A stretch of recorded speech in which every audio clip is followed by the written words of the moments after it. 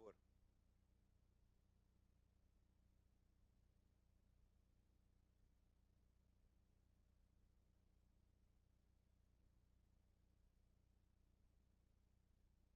Se reabre la audiencia pública, ahora con las preguntas de la señora y de los señores jueces. Juez Patricio Pazmiño Freire, juez Raúl Zaffaroni, jueza Elizabeth Odio Benito, juez Humberto Sierra Porto, juez Eduardo Villagrossi, con la palabra, por favor. Es una pregunta básicamente a la comisión, si que representantes del Estado, estados puedan también referirse a ella más adelante o por escrito. Ruego que me perdonen porque a lo mejor lleva implícita una ignorancia de mi parte. En cualquier caso, también lleva implícito un sentido práctico.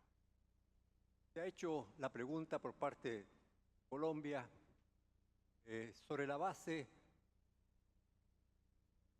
del artículo 1, del artículo 4 y el artículo 5, derecho a la vida y derecho a la integridad personal.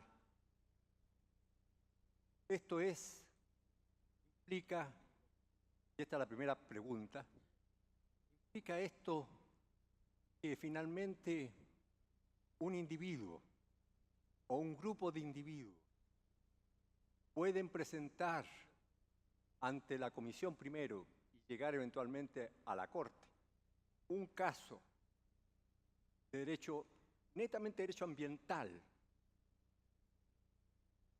alegando que afecta al derecho a la vida o a la integridad, ¿no estaría de este modo alterándose un poco el sistema interamericano en que el derecho al medio ambiente está contemplado en el Protocolo de San Salvador y en que, por lo tanto, no se puede recurrir ante la Comisión y la Corte por ese derecho ambiental?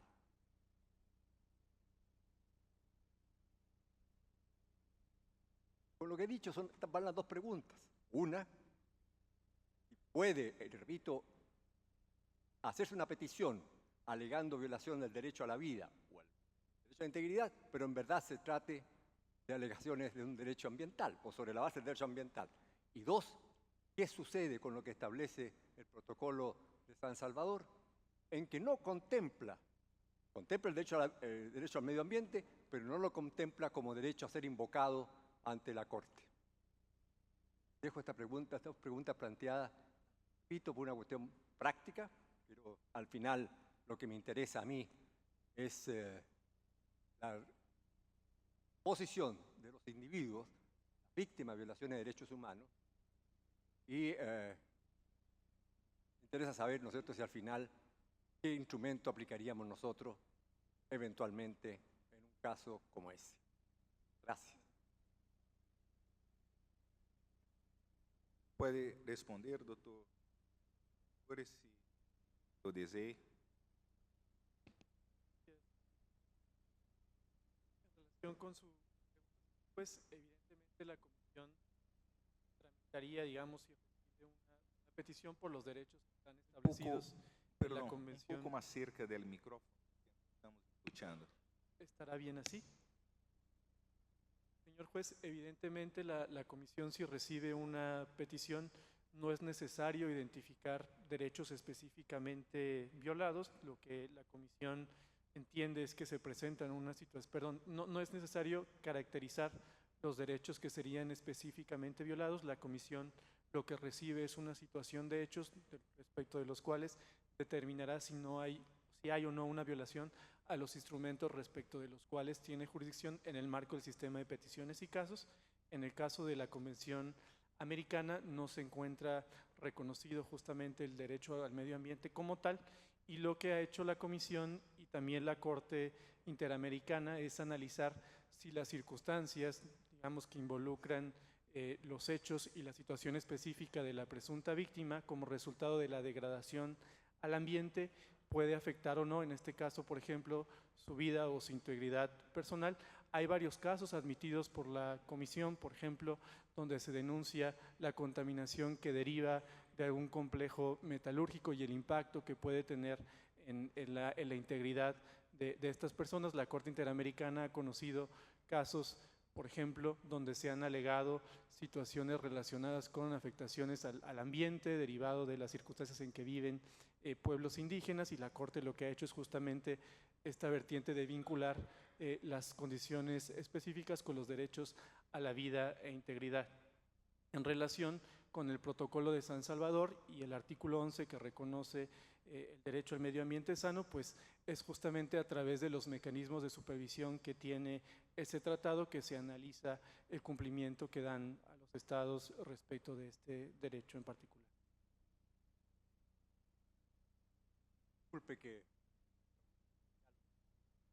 ese evento que se presenta una petición por el derecho, sobre la base del derecho a la vida personal, pero que en verdad se sustenta en el derecho al medio ambiente sano, ¿podría un Estado pedir que se excepcionar, presentar una excepción al respecto, diciendo lo que se está invocando es el derecho al medio ambiente regido por el Protocolo San Salvador, ley especial sobre ley general?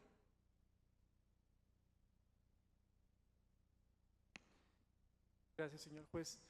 Uno de los aspectos que es importante, digamos, para la comisión y que deriva justamente del tratamiento que ha dado en su jurisprudencia la Corte y en sus casos la comisión, es la interdependencia que existe entre los derechos protegidos en la Convención Americana con el ambiente.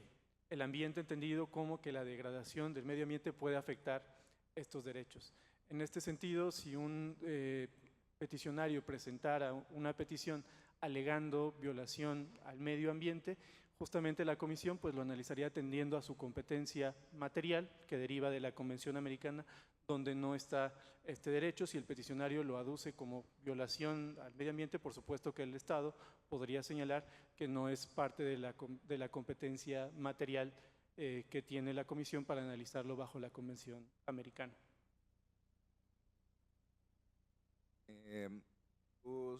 Por la sugerencia del señor juez Eduardo Villagrossi, si los estados o los integrantes de este mismo bloque deseen hacer algún comentario sobre o responder la pregunta. Doctora Claudia de Wimby, por favor, de la OEA. Muchas gracias, señor presidente. Yo quería hacer referencia a lo que ha establecido la Secretaría General ante el Consejo Permanente sobre este tema y en audiencias públicas de la Comisión Interamericana, y que también fue mencionado previamente hoy con relación al nexo entre los derechos humanos y el medio ambiente, donde hay una degradación ambiental que no se maneja, no se minimiza, no se controla, y se pueden afectar los derechos y las condiciones del ser humano. Ya existe una violación al derecho al ambiente y al derecho, en vía de consecuencia, al derecho a la vida y al derecho a la integridad personal. También quería hacer referencia a algunos casos de esta misma Corte con relación a la propiedad ancestral de los pueblos indígenas, donde las decisiones han hecho énfasis a que este derecho existe también por la vinculación que tienen estos pueblos con el medio ambiente y con los recursos naturales y la dependencia de estos recursos, como por ejemplo en el caso del agua. Cito, por ejemplo, el caso de Ecuador Sarayaco, el caso Saguayamaxa y el caso Saramaca, que son casos y precedentes importantes con relación a la pregunta que plantea el señor Villagrossi. Con la palabra. Agradezco mucho recordarme a mí sentencias en las que yo mismo he participado. Pero mi pregunta iba más allá de los pueblos indígenas, en general, de la población o cualquier individuo, por eso que ahí está el componente indígena.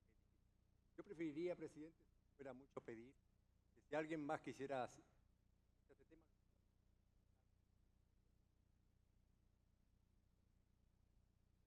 Sí, está práctico, atendido. además. Perfecto.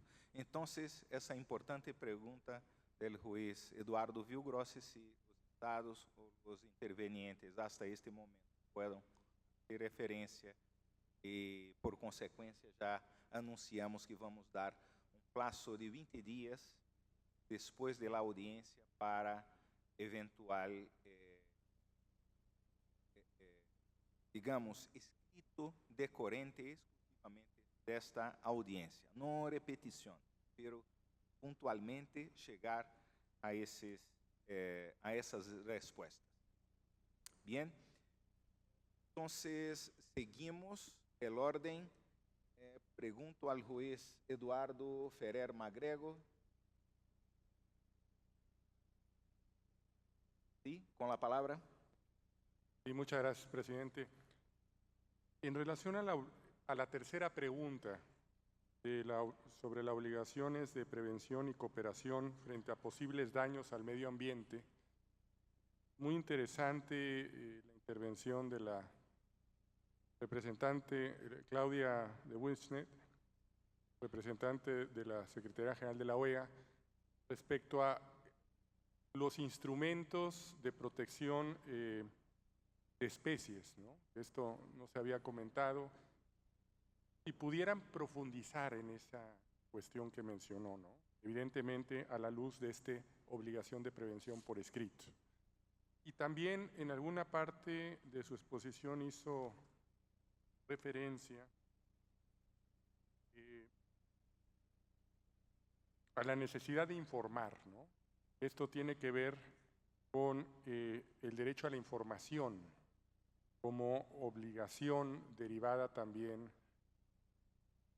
de esta obligación de prevención. Y en ese sentido, los mecanismos que pueden advertir, esto lo abro a todos los de esta sección que hicieron su intervención, mecanismos sugeridos en general por el derecho internacional consuetudinario, por el derecho internacional de derechos humanos, para garantizar el principio de transparencia y acceso a la información de las personas potencialmente afectadas por un proyecto de infraestructura. ¿Y cómo se garantizaría este acceso a la información de las personas potencialmente afectadas por un proyecto de infraestructura realizado en el territorio de otro estado distinto a donde estas personas residen? ¿Cuál sería, digamos, este mecanismo según su entender? Y los estados que crean poder resultar afectados por daños ambientales transfronterizos originados en otro estado y tienen obligación de solicitar información sobre el mencionado proyecto al estado que lo ejecuta, en virtud de las obligaciones que aquí se han mencionado del artículo 1.1 del Pacto de San José. Por supuesto, por escrito, o en este momento, en los términos que acaba de señalar el presidente de la Corte. Eso sería todo.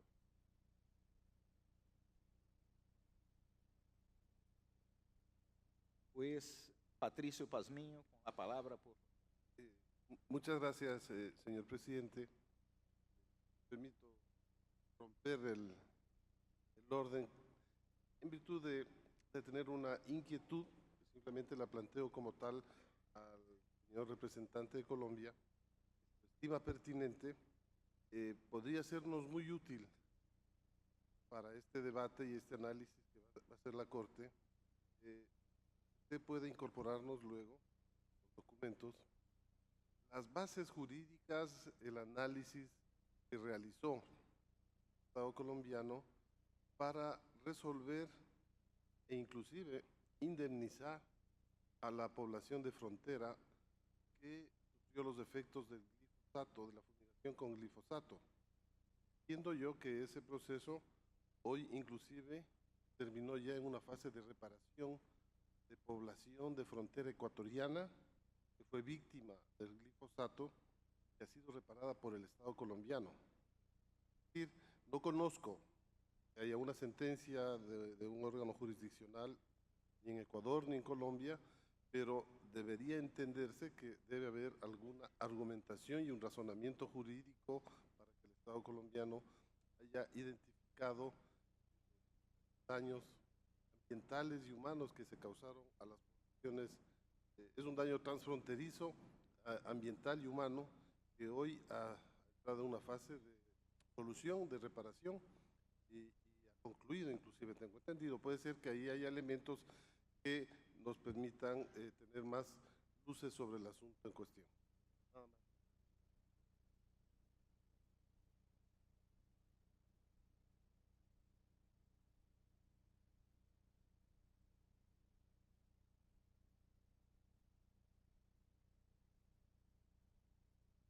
Desea el uso de la palabra, digno representante del Estado de Colombia.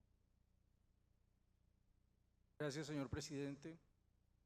Señores jueces, la República de Colombia toma atenta nota de todas las preguntas que han sido formuladas y dentro del plazo que ha sido establecido por la Corte estaremos anexando con las respuestas a las preguntas que han sido formuladas. Gracias, señor Ricardo Abello. ¿Más alguna pregunta? Gracias. También no tengo preguntas, de forma pasamos para el próximo bloque.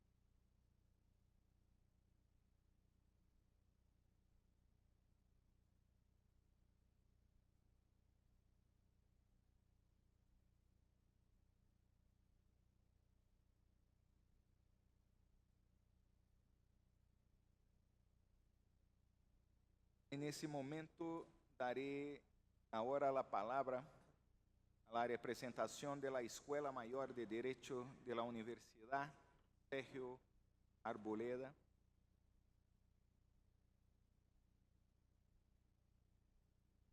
Señor Andrés Sarmiento, adelante, por favor.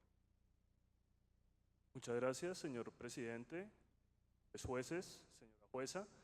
Buenas tardes para todos y quiero agradecer a la Corte Interamericana en nombre de la Escuela Mayor de Derecho de la Universidad Sergio Arboleda esta oportunidad para presentar de manera oral el punto de vista de la universidad y el mío propio respecto de esta solicitud de opinión consultiva por parte del Estado colombiano. En mi intervención me referiré básicamente a un aspecto en concreto y es la jurisdicción consultiva de la Corte Interamericana. Si el tiempo me lo permite, haré referencia a la interpretación del artículo 1.1 de la Convención Americana. Antes de empezar, de todas maneras, quiero resaltar la importancia que esta solicitud de opinión consultiva presentada por el Estado colombiano tiene en el sistema interamericano de protección de derechos humanos, en tanto permitirá a la Corte interpretar, como no lo ha hecho hasta el momento, el artículo 1.1 respecto del concepto de jurisdicción, además de la relación entre los derechos humanos y el derecho ambiental. Sin más, quiero pasar entonces a lo que será el objeto de mi intervención. Tengo que resaltar, en primer lugar, que en ningún momento desconozco, como lo ha mencionado el agente del Estado colombiano, que la pregunta haya sido presentada, haya sido analizada de manera cuidadosa y que las preguntas hayan sido formuladas de manera clara. Sin embargo, sí considero que es necesario que esta Corte reformule las preguntas presentadas por el Estado colombiano. Y lo hago basado en una inquietud muy clara al leer cada una de las preguntas, en especial la primera pregunta. La primera pregunta, señores jueces, señora jueza, hace referencia a la existencia de 4 condiciones para la existencia de una jurisdicción funcional. Y la primera de esas condiciones es la existencia de un régimen convencional. De ahí considero que surge una pregunta legítima, ¿y qué ocurriría en el caso que no existiera un régimen convencional, señores jueces y jueza? Lo digo porque es claro que existe el convenio de Cartagena, como ya ha sido referido, y también existen otros 2 convenios, haciendo también referencia un poco a la pregunta que el juez Ferrer MacGregor hacía al Estado colombiano. Existen otros 2 convenios que contienen esa jurisdicción funcional. Convenio para la Protección del Medio Ambiente Marino y la Zona Costera del Pacífico Noreste, en el artículo 5, refiere a esta jurisdicción funcional, y también el Convenio para la Protección del Medio Ambiente Marino y la Zona Costera del Pacífico Sudeste, artículo 3. La dificultad, señores jueces, y esa es la razón por la que hemos planteado la reformulación, es que de no reformularse la pregunta, un poco se encontraría una contradicción o se desvirtuaría la función consultiva de esta Corte, en tanto solo alcanzaría a algunos estados miembros de la Organización de Estados Americanos. Lo digo en tanto la opinión consultiva, la solicitud, ha sido enmarcada únicamente en el Gran Caribe, en el mar regional del Gran Caribe. Y a esto quiero referirme porque existe el Programa de Mares Regionales del Programa de Naciones Unidas para el Medio Ambiente, el cual ha creado 18 mares regionales.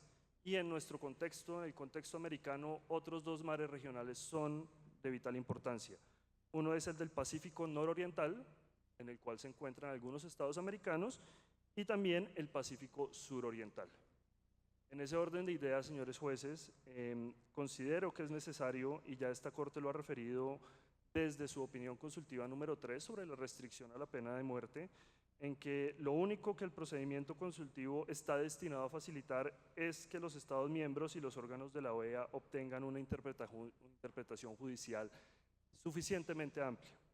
Y de hecho, esto es lo que la Corte ha procurado durante sus opiniones consultivas. Y quiero hacer referencia básicamente a 2 de estas opiniones consultivas, para que se entienda un poco la idea a la que quiero llegar. La primera de ellas es la opinión consultiva 16, referida al derecho a la información sobre la asistencia consular en el marco de las garantías del debido proceso. En esta opinión consultiva, la Corte estimó que no podría referirse únicamente a aquellos estados que no hubieran ratificado la Convención Americana de Derechos Humanos. La Corte reformuló la pregunta y decidió que ésta se ampliara también tanto a estados que hubieran ratificado la Convención Americana como a aquellos que no lo hubieran hecho. Y otro ejemplo puntual es también la opinión consultiva número 18 sobre la condición jurídica y derechos de los migrantes indocumentados. En esta opinión consultiva, la Corte Interamericana también decidió que no sería prudente dar un pronunciamiento que se refiriera únicamente a los estados partes de la Convención Americana. Era en cierta manera más prudente referirse a todos los estados miembros de la Organización de Estados Americanos. Ese es precisamente, y es basado en esta inquietud que solicitamos se reformule la pregunta en tanto se refiere a un área específica, señores jueces, como es el Gran Caribe, y hace referencia a un tratado específico como es el Convenio de Cartagena. En todo punto, esto que sugerimos de reformular las preguntas no transgrede en nada la solicitud de opinión consultiva del Estado colombiano. Basta con tener en cuenta la segunda página de la opinión, de la solicitud de opinión presentada por el Estado colombiano, en la cual hace referencia también al derecho consuetudinario medioambiental aplicable a los estados. En este sentido, no es necesario que la Corte simplemente tenga en cuenta el Gran Caribe, en tanto dejaría por fuera de su pronunciamiento lo que sería importante a todas luces para que los demás estados americanos puedan realmente aplicar la Convención Americana frente a grandes obras de infraestructura que puedan tener o puedan generar un daño transfronterizo. En estos sentidos es, señores jueces, que solicitamos lo anterior. Y también tiene un poco de coherencia, revisando un poco los escritos que han sido presentados por otros intervinientes, especialmente con lo que señalaba el profesor Jorge Viñuales en su solicitud escrita, y también el Conservation Clinic and Costa Rica Program in Sustainable Development. Ambos en sus documentos hacían referencia a la necesidad de interpretar el término jurisdicción de manera amplia, en tanto la solicitud de Colombia se tornaba un poco específica y servía simplemente a unos intereses específicos, cuando la idea de la opinión consultiva es que sirva a los intereses de todos los estados americanos. Es entonces por esto que solicito a la Corte considere, si así lo estima bien, reformular las preguntas para que éstas no sean únicamente analizadas en el marco de lo que se conoce como el Gran Caribe. Pasando rápidamente a la interpretación del artículo 1.1 de la Convención Americana, ciertamente esta interpretación la hago dejando de lado los 4 criterios o condiciones establecidas por el Estado colombiano en su solicitud de opinión consultiva. Y ciertamente concuerdo con justamente la intervención anterior presentada por el World Commission on Environmental Law of the International Union for the Conservation of Nature, en el sentido que el término jurisdicción no se refiere únicamente al marco territorial, puede ser ampliado mucho más allá e inclusive para efectos de la decisión que deba tomar esta Corte de la interpretación del artículo 1.1, sugerimos que teniendo en cuenta la Convención de Viena sobre el derecho de los tratados, especialmente una interpretación sistemática, artículo 31, 3c, se tenga en cuenta los principios del derecho ambiental, especialmente los del derecho ambiental consuetudinario y en especial lo que se refiere al principio de prevención, ya que este específicamente establece la responsabilidad de los estados por velar que las actividades realizadas dentro de su jurisdicción o bajo su control no causen daños al medio ambiente de otros estados.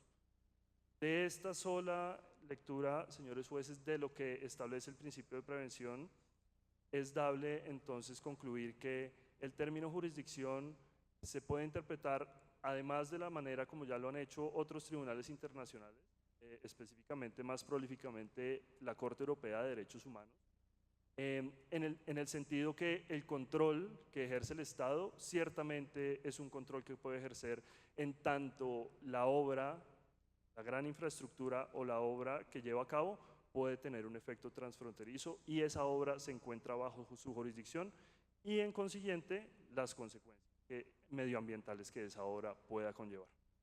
No siendo más, señores jueces y señora jueza, quiero agradecer por su tiempo. Muchas gracias. Muchas gracias, señor Andrés Sarmiento, de la Escuela Mayor de Derecho de la Universidad Sergio Arboleda. Daría ahora la palabra al Centro Mexicano de Derecho Ambiental, señora Anaí Velasco. Adelante, señora. Muchas gracias, honorable Corte. Buenas tardes, distinguidos juezas y juezas de la Corte Interamericana de Derechos Humanos, distintos asistentes a esta audiencia pública. El Centro Mexicano de Derecho Ambiental, organización mexicana que hoy representa, manifiesta sus conclusiones a los puntos sometidos a consulta ante esta honorable Corte con base en la experiencia que hemos acumulado a través de 23 años de trabajo en la promoción y de defensa del derecho a un medio ambiente sano y derechos humanos conexos. Sin más preámbulo, con relación a la pregunta 1, el Centro Mexicano de Derecho Ambiental considera que sí es posible extender la jurisdicción de un Estado parte a zonas que van más allá de sus límites territoriales en el supuesto en que actos o omisiones de dicho Estado hayan propiciado daños que causen una violación de derechos humanos en personas que se encuentran o residan fuera de su territorio. Ya se han mencionado aquí varios precedentes al respecto, tanto en el sistema regional como en el sistema europeo, en los cuales se ha reconocido tal extensión jurisdiccional para configurar la responsabilidad del Estado por los actos en los cuales tendría completa autoridad y control y hayan causado violaciones o amenacen el cumplimiento de derechos humanos fuera de su territorio derivado de la falta de prevención y control de dicho Estado. Esta responsabilidad, sostenemos, puede incluso extenderse por el derecho ocasionado por terceros, es decir, agentes privados que se encuentren en el territorio del Estado parte y cuyos impactos sociales y ambientales excedan los límites territoriales del Estado de origen.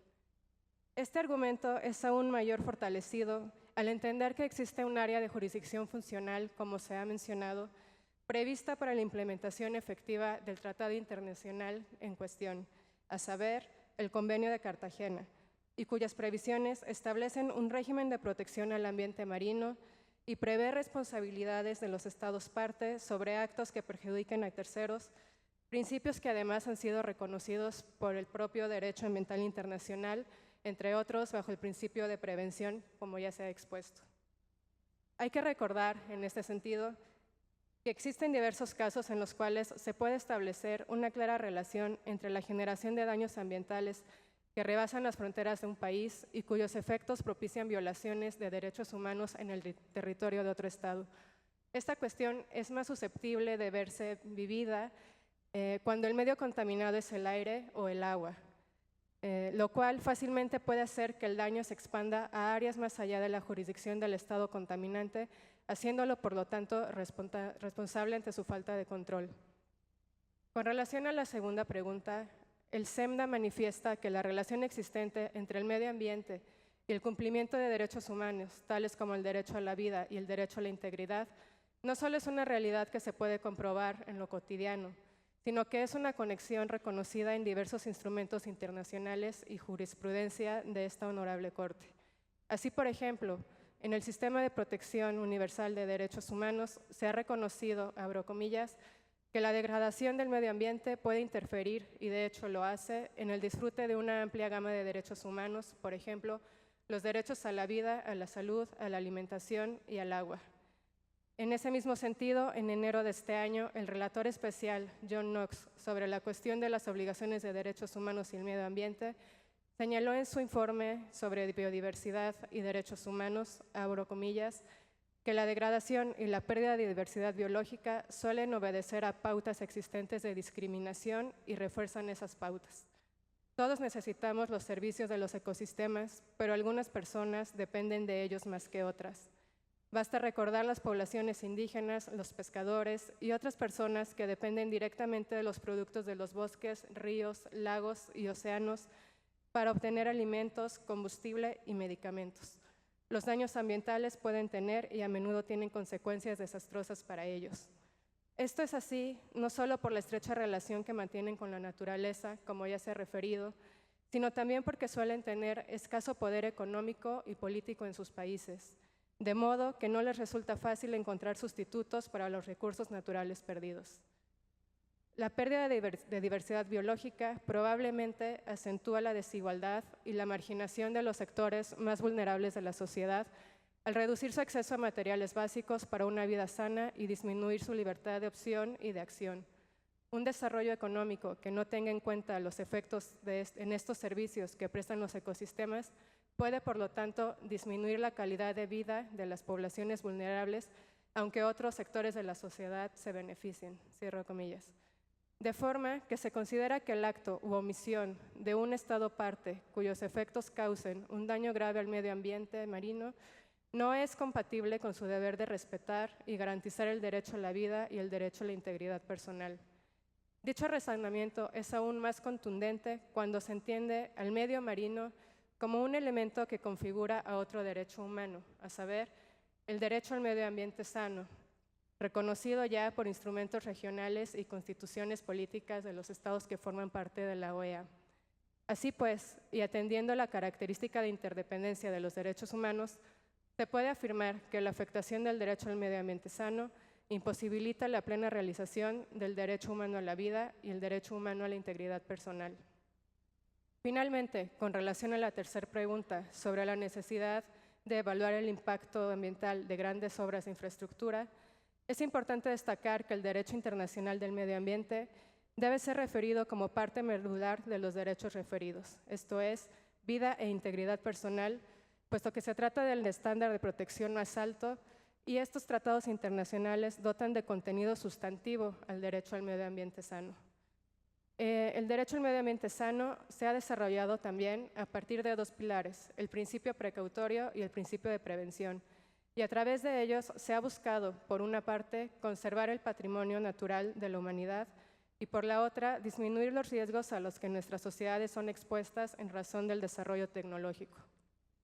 La realización de estudios de impacto ambiental dentro de un proceso de evaluación de impacto ambiental ayuda al cumplimiento de las obligaciones derivadas de las normas del derecho ambiental internacional y tiene por objeto examinar de manera previa a las obras y actividades que puedan afectar el medio ambiente, reducir sus impactos negativos.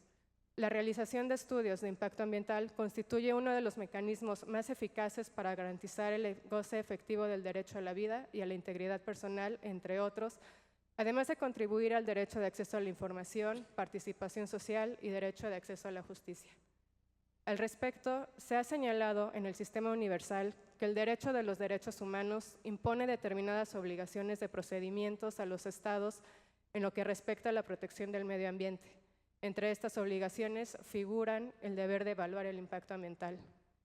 Ahora bien, para que esta evaluación sea efectiva, el Programa de Naciones Unidas del Medio Ambiente ha establecido una serie de parámetros dentro de los cuales destacan la descripción de la obra o hábitat o actividad que se quiera realizar, la descripción del hábitat, recursos naturales y de la zona que será afectada, incluyendo información necesaria y específica para identificar y evaluar los impactos de la obra o actividad, la descripción de posibles alternativas, la evaluación de los posibles impactos de la obra o actividad, incluyendo efectos directos, indirectos, acumulativos, sinérgicos y de corto y largo plazo, identificación y descripción de posibles medidas de mitigación, indicadores de falta de conocimiento y la incertidumbre de la información, así como las posibles afectaciones a otro estado o áreas fuera de la jurisdicción de la obra o proyecto y sus alternativas. A ello agregaríamos también la inclusión de medidas de mitigación y adaptación a los efectos del cambio climático. Asimismo, resulta indispensable aplicar el principio de precaución y garantizar a las personas el acceso a la información de manera completa, suficiente y culturalmente adecuada, permitiendo con ello una participación efectiva en la adopción de las decisiones. Luego, entonces, si un Estado parte del Convenio de Cartagena pretende desarrollar nuevas grandes obras de infraestructura, cuyos efectos serán significativos al medio marino y a los habitantes de las costas e islas ubicadas en la región, es de vital importancia realizar una evaluación de impacto ambiental con las características antes señaladas.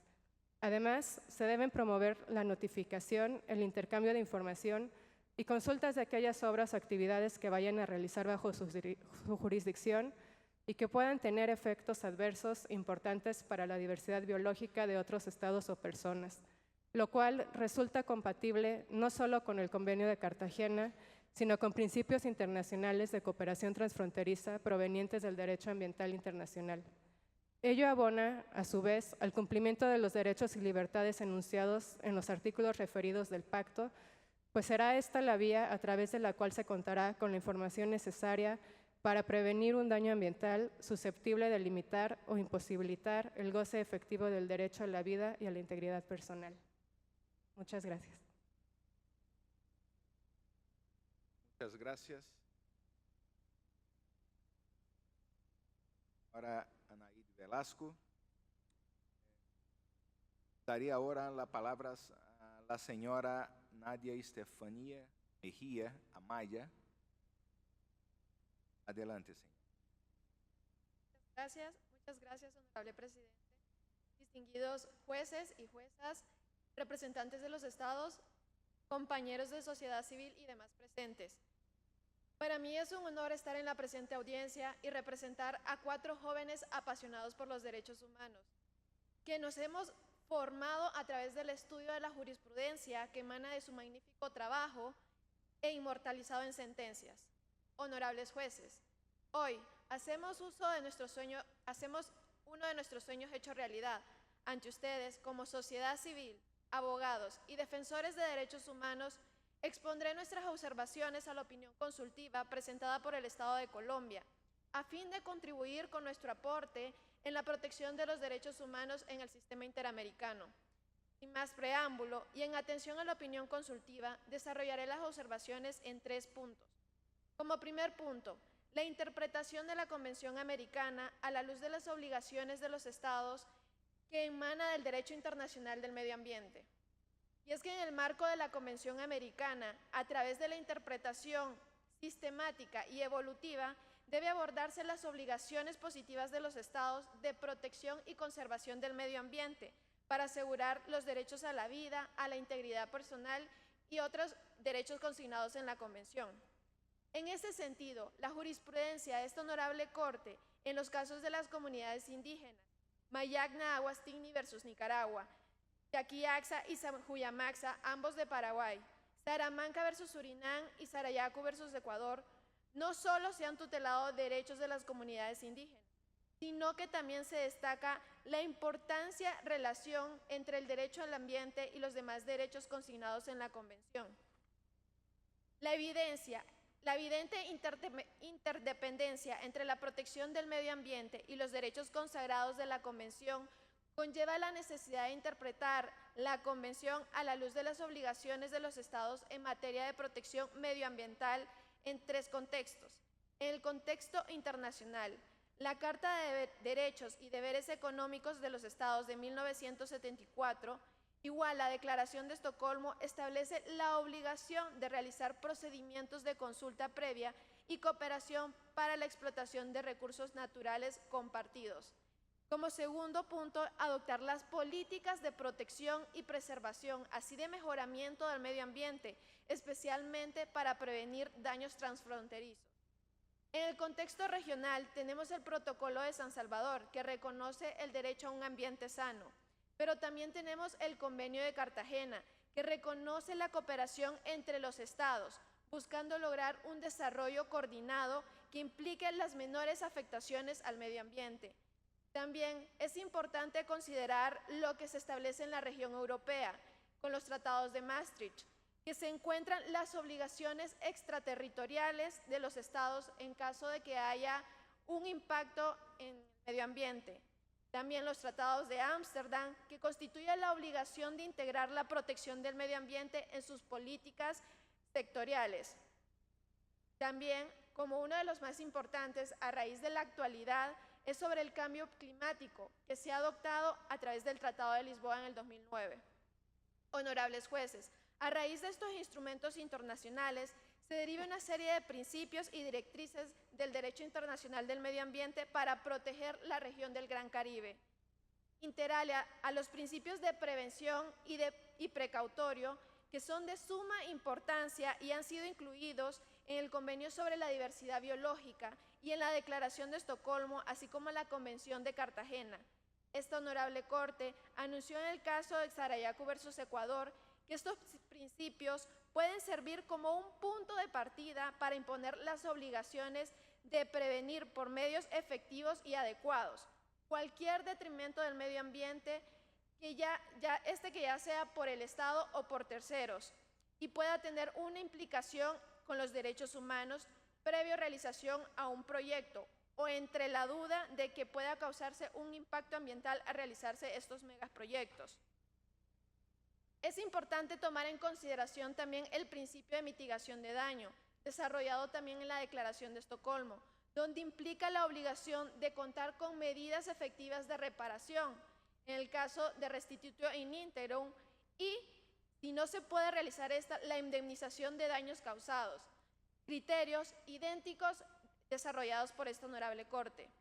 Distinguidos jueces, los instrumentos internacionales deben adaptarse al contexto de las sociedades contemporáneas, con el objetivo de ejercer su efectividad. En ese sentido, los tratados internacionales relativos al medio ambiente mencionados deben servir de base a la interpretación evolutiva de la Convención, puesto que negar a dicha interpretación implicaría un retroceso en la materia y, consecuentemente, la negación de la relación manifiesta entre el medio ambiente y los demás derechos consignados en la Convención. Ahora bien, como segundo punto, las obligaciones de los Estados de garantizar y respetar los derechos humanos consignados en los artículos 4.1 y 5. De la Convención, cuando existe un riesgo ambiental. A nuestro criterio y a base del principio de progresividad, la Corte Interamericana reconoció en el caso Caguas Fernández versus Honduras que existe una relación indudable entre la protección del medio ambiente y el ejercicio de los demás derechos. En tanto, cabe interpretar que el derecho a la vida y el derecho a la integridad física puedan verse vulnerados si no se protege el medio ambiente.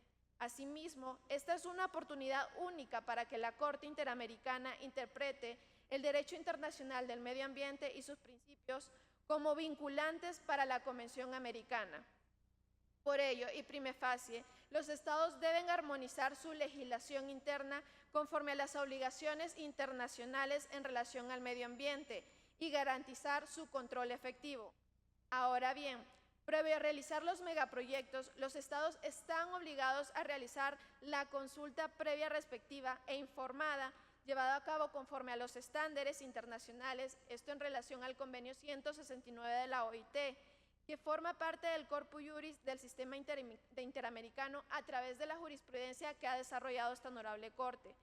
Debe pero esta no debe ser aplicado solo para las comunidades indígenas, sino que también debe ser utilizado para aquellos colectivos que habiten en las zonas de impacto y que puedan verse afectadas directa o indirectamente con la puesta en marcha de estos megaproyectos.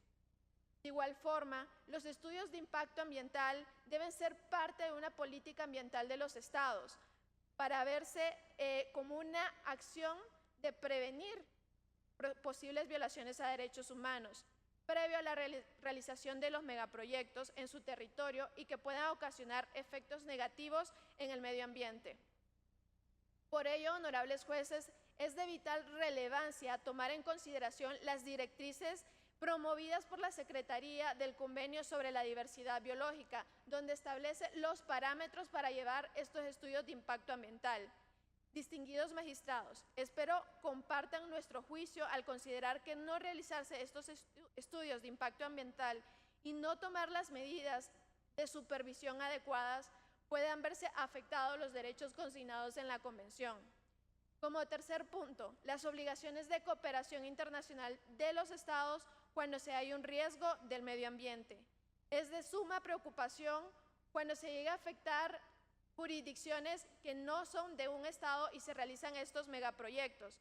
Por eso, los estados se han llegado en la necesidad de firmar convenios regionales con el objeto de concretar esfuerzos para proteger conjuntamente el medio ambiente.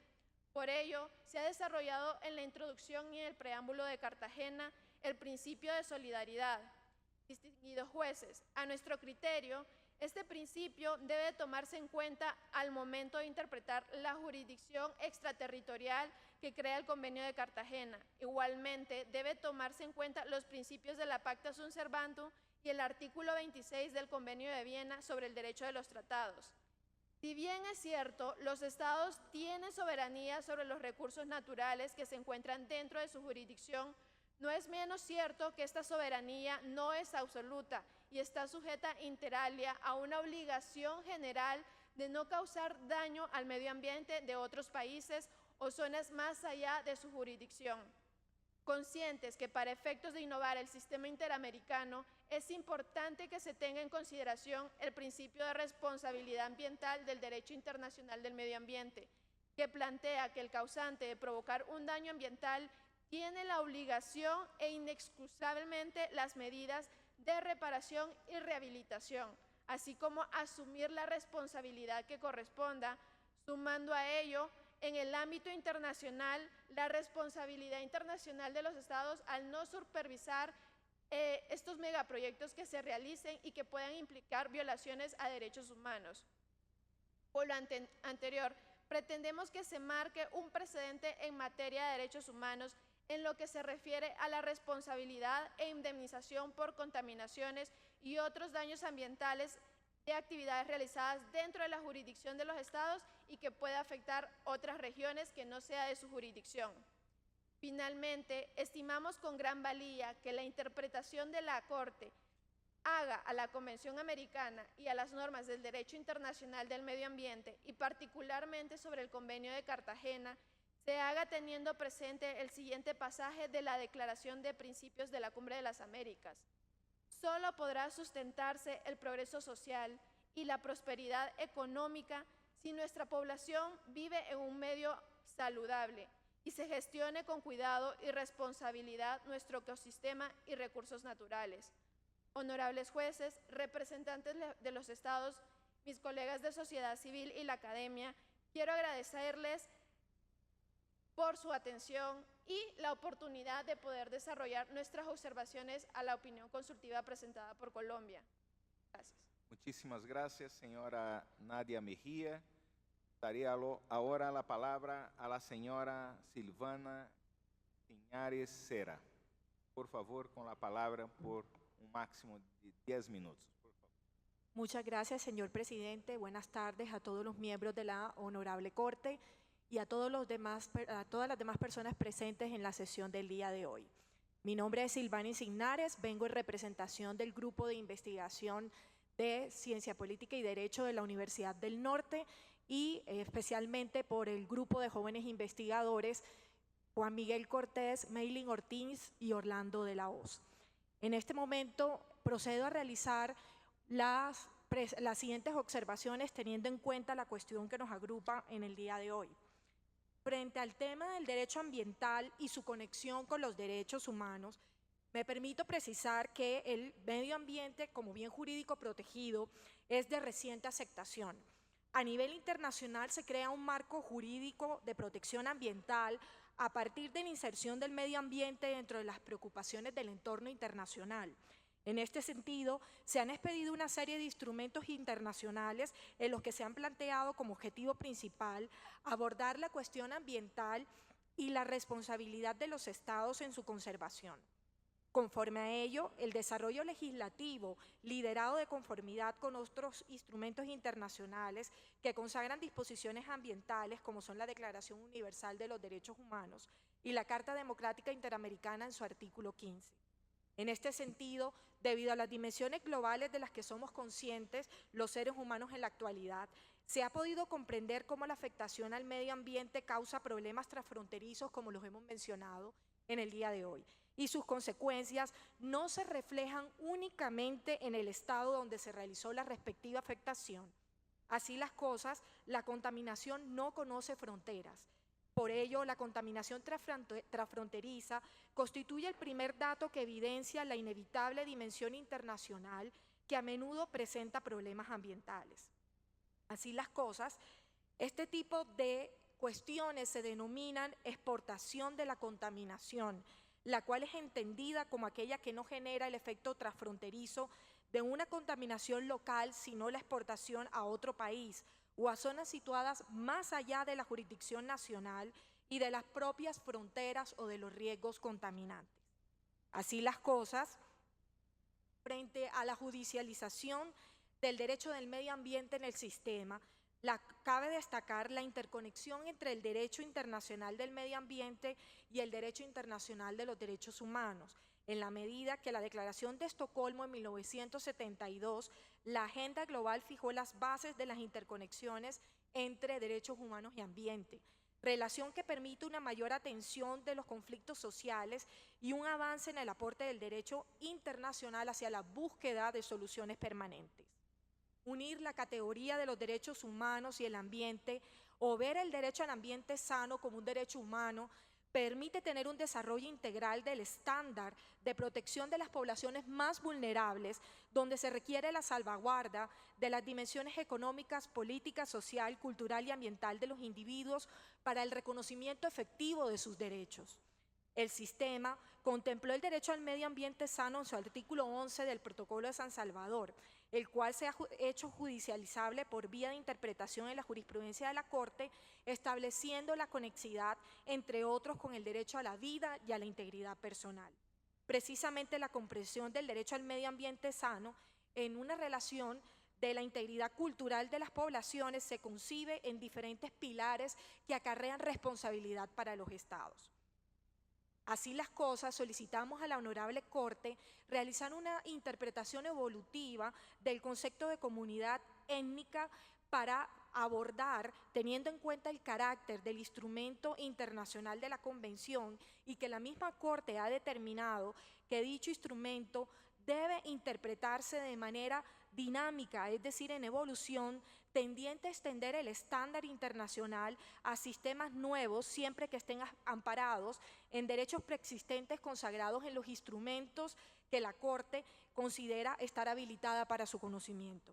De modo que la Corte, en concordancia con el artículo 1.1 del Convenio 169 de la OIT, establece que el mismo se le aplicará a las poblaciones indígenas y tribales, lo cual, a contrario sensu, podría entenderse un poco restrictivo a la aplicación de dicho estándar a cualquier otro tipo de pueblo que pueda autodeterminarse y que no pueda ser encasillado como indígena o tribal. De manera que una comunidad étnica, que ha sido muy desarrollado este concepto desde el punto de vista antropológico, podríamos entenderla como aquella que se autoperpetúa biológicamente, que comparte valores fundamentales realizados con unidad manifiesta en sus formas culturales, que integra un campo de comunicación e interacción que cuenta con miembros que se identifican a sí mismos y son identificables por los otros. En este sentido, si la Corte ha reconocido que los pueblos indígenas y tribales constituyen una categoría de protección especial para el sistema, desde una interpretación dinámica de la Convención, con el propósito de lograr la protección de los derechos en situaciones nuevas y toda vez que se encuentren amparados en la base de los derechos preexistentes consagrados en la Convención, solicitamos a la Corte que extienda esta categoría dentro del sistema a los pueblos indígenas, las comunidades raizales, las comunidades tribales, las comunidades afrodescendientes, las comunidades gitanas y el espectro de protección que el sistema otorga a los pueblos indígenas y tribales. Mutatis mutandis se le puede extender al concepto de comunidad étnica. Así las cosas, encontramos, por ejemplo, cómo los pueblos raizales, quienes no tienen un vínculo con la tierra directamente, pero sí con el mar, el cual conforme al derecho internacional se entiende como territorio físico del Estado y, por tanto, el estándar de protección establecido por la Honorable Corte para la protección del derecho a la propiedad sobre territorios ancestrales y de recursos naturales de los pueblos indígenas debe aplicarse a los pueblos raizales también por ser parte de una comunidad étnica. Así las cosas, los desastres relacionados con cambios en el ambiente producen considerables pérdidas materiales y humanas, degradaciones ambientales y vulneraciones a los derechos humanos, sobre todo aquellos grupos más vulnerables, ocasionando migraciones forzadas de estas comunidades lejos de su hogar habitual, que adicionalmente se trata de una unidad económica y el espacio donde desarrollan su cultura. Tan es así que evitar el daño transfronterizo es una obligación de los estados, de no causarlo y mucho menos a los demás estados que los rodean. Así las cosas, los factores ambientales causan desplazamiento al tal punto que existe la categoría de migrantes ambientales, entendiéndose por aquellas personas o grupos de personas que por motivos de cambios repentinos o progresivos en el medio ambiente afectan su condición de vida y deciden abandonar su régimen habitual. Por último, teniendo en cuenta la fragilidad ecológica que caracteriza, por ejemplo, a la reserva del Sea Flower, protegida por la UNESCO y en general de todos los ecosistemas que recubren el Gran Caribe, se observa cómo estos no solo representan riqueza y valor por sí mismos, sino también cómo conlleva implícito un valor superior para las poblaciones que lo habitan. Significado más allá de un hábitat proveedor de recursos, un ente por valor identitario fundamental. Por las razones expuestas, le solicitamos a la Honorable Corte tener en cuenta la necesidad de proteger a la región, en especial salvaguardar todos sus habitantes cuyas vidas se han moldeado en torno al aprovechamiento de estos recursos como sus riquezas ambientales. Con la venia de la Honorable Corte doy por terminada mi presentación. Muchas gracias. Muchas gracias. Para Insinares. Daría ahora la palabra a la representación del Georgetown Law Human Rights Institute. Señores Simón Ilnes, Santiago Díaz Tediel y Ignacio Gracioso. Con la palabra, por favor. Gracias, señor presidente. Yo querría dirigirme a esta corte en español, mas por razones institucionales efectuaré mi intervención en inglés. I am Santiago Díaz-Ediel, and together with my colleagues, we are Georgetown Law Human Rights Institute scholars, details given in our amicus curiae brief. As others have submitted, the specific circumstances described in this request are not exclusively governed by norms of international human rights law. Norms from the realm of international environmental law, in fact, assist the interpretation of the American Convention on Human Rights. The content of both sets of norms has sufficiently been addressed here. However, what has not been explained so far, beyond a 2-second reference to the Vienna Convention on the Law of Treaties, is how it is that this court may apply both sets of norms in conjunction. In concrete terms, the distinctive purpose of our brief is to elucidate the legal basis or mechanism that allows this court to approach the incorporation of standards from international environmental law to our regional human rights system. This, of course, in the very restrictive circumstances described by the agent of the Republic of Colombia. The answer to this question, as we note at page 5, comes from a treaty interpretation approach that is conscious of human rights not being isolated or fragmented away from public international law, but rather being an integral part of its wider fabric. Where the treaty functions in the context of other treaties in force, where norms from different realms of public international law not only interact but govern the same situation, and not only they do not conflict with each other, but without one of them, the objectives of the other cannot be achieved, then this court, as the authorized interpreter of the American Convention, should, pursuant to Article 31.3c of the Vienna Convention on the Law of Treaties, consider and apply both sets of norms in conjunction. Yes, these two sets of norms share a common objective, but in a common space, it would be inconsistent to ignore that they complement each other, both being applicable to the scenario under examination, and hence necessary to be harmonized. This common space refers to a convention space discussed in page 20. Human rights do not depend on any condition other than human personality for their existence. The American Convention enshrines a catalog of substantive rights in a way that is equal for all individuals in our region. In international law, every right is matched with an obligation, and the rights of individuals can be matched to the obligations of not just one state, but two or more states, or even the international community as a whole. Under the convention, since the rights of individuals are the same across borders, they can be matched with the obligations of two states parties. Asserting the contrary would undoubtedly amount to impermissible discrimination on the basis of a social condition, national location. Mr. President, members of the court, in this regional system where every individual is entitled solely by virtue of its human personality to the same essential rights, it would undermine the coherence of the system for a state to be responsible for violating a given right of an individual in one location within the convention space, and yet for another individual nearby, but across a border, to not have a remedy under the convention when the very same state conduct caused the violation of the same right. Thank you. I will now hand it over to Mr. Miles. Muchas gracias, señor presidente. I'm Simon Milnes of Georgetown Human Rights Institute. My submissions are also on question 1.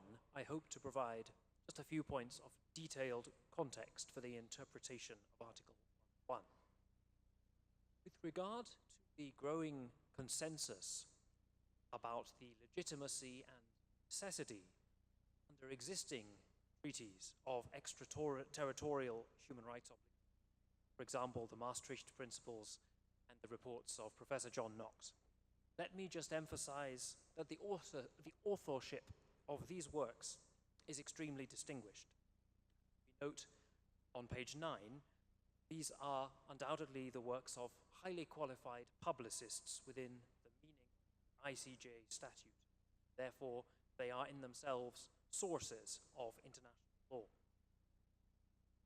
Now, turning to look at the way that international human rights courts have already interpreted the word jurisdiction in its extraterritorial aspect. As we describe at pages 22 to 23, it's now clear that where a state has invaded or occupies other territory, it exercises jurisdiction. Invasion is the obvious paradigm, but it is also clear that courts have gone further. There is a larger area, penumbra, so to speak, where courts have decided cases on the ground that if a state actually decides the fate of individuals living outside its territory, that state exercises jurisdiction within the meaning of regional human rights conventions. So the key is that the state is, by its conduct, effectively deciding the fate of individuals. We can even see the same logic in the seminal early case of Trail Smelter, please see page 25. Transboundary harm, environmental harm caused by Canada, damaging crops and livelihoods of citizens in the United States. The tribunal characterized the harm as a trespass and a nuisance, concepts that invoke wrongful invasion and interference. A trespass by a state is analogous to an invasion of territory. The very serious transboundary harms described in the request could rightly be termed a state trespass or a state nuisance. Finally, a reminder that it will be only in very serious cases that jurisdiction is exercisable. As we explain pages 26 to 28, principles that have been already developed by this court place reasonable limits on redressability, namely the need for 1, effective infringement, 2, a proven causal link, 3, attribution to the respondent state. Also, responsibility operates only within the convention space. I'll now hand over to Mr. Gracioso. Thank you. Buenas tardes, honorables miembros de la Corte. Mi nombre es Ignacio Gracioso y me honra dirigirme a esta Corte, especialmente en mi país. I will address the meaning of the word jurisdiction under the American Convention on Human Rights and provide 3 reasons as to why in the inter-American system for the protection of human rights, jurisdiction extends well beyond a state's territory. First, the word jurisdiction is not limited to a state's territory in light of the ordinary meaning of such word in the American Convention and in application of Article 31 of the Vienna Convention of the Law of Treaties. This treaty imposes on states the duties to respect and ensure the rights of persons within their jurisdiction, while, for example, the International Covenant on Civil and Political Rights, ICCPR, imposes such duties to individuals within its territory and subject to its jurisdiction. The ICCPR could be read to have a more restrictive scope than the American Convention if the word "and" was to be understood as to impose a cumulative requirement of individuals, 1, being within the state's territory, and 2, under its jurisdiction.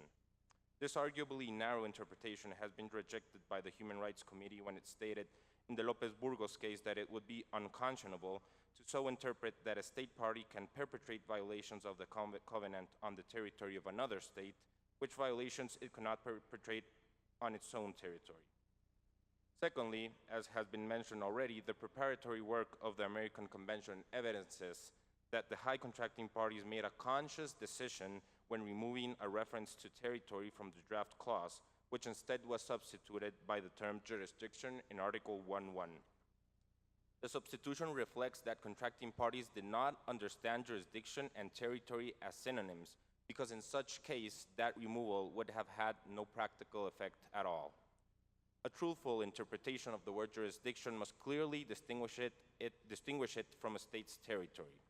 Lastly, it is worthy to point out that the absence of declarations under Article 62 limiting the jurisdiction of this court, ratione loci, is relevant to the American Convention's interpretation. Pursuant to this article, states can recognize the jurisdiction of the court unconditionally or subject to specific restrictions. Many of the declarations made by American states impose restrictions ratione temporis, but when reviewing the declarations of the American Convention made by states parties, we find that none of them submitted a reservation ratione loci. This means that states party to the American Convention have consented not to limit the court's competence to those violations that took place within the state's territory, but to extend it to those violations that occur within the state's jurisdiction as this court may interpret it. To conclude, in the nuclear weapons case, the ICJ explicitly held that states are responsible for harms beyond their borders precisely in order to protect the living space, the quality of life, and the very health of human beings, including generations unborn. We understand this court must choose between the sensible logic of states being responsible in that way versus interpreting that, as regards individuals and convention's rights, there will be a de facto absence of recourse for individuals within the convention space whose rights are being infringed. Muchas gracias, señor presidente.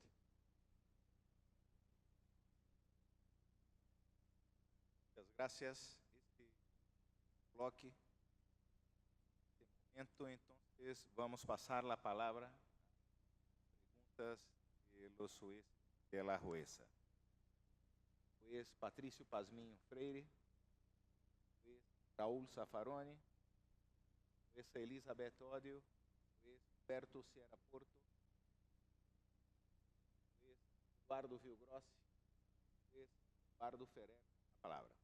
Gracias, señor presidente. Se ha comentado por varios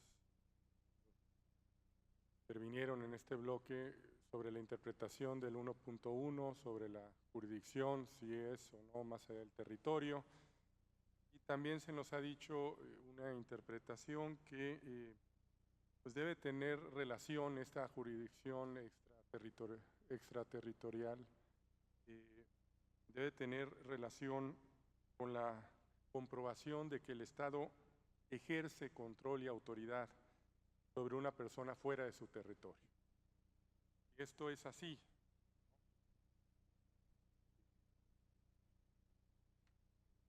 ¿Cómo ejerce ese control y autoridad en casos de daños ambientales transfronterizos? De manera concreta, ¿y quién ejerce control sobre las actividades potencialmente riesgosas para el medio ambiente? En caso de aceptarse esta tesis de jurisdicción funcional, ¿no?, como una forma de jurisdicción extraterritorial, ¿qué funciones jurisdiccionales podrían ejercer los estados en la zona de protección? ¿Cuáles serían los límites de su actuación en el territorio de otro estado? ¿Se trataría exclusivamente de medidas de prevención o esta forma de jurisdicción permitiría a un estado ejercer medidas de mitigación sobre una parte del territorio de otro estado dentro de la zona de protección? Lo dejo, como en otras ocasiones, para que sea por escrito y que se envíe dentro del plazo que señalará el señor presidente. Muchas gracias. Muchas gracias, Eduardo Ferrer. La Corte ya no tiene más preguntas. Entonces, a continuación, tendremos un receso de 2 horas y reabre la audiencia a las 15 horas y suspende la sesión. Muchas gracias. Señores y señores, de pie, la Corte se retira.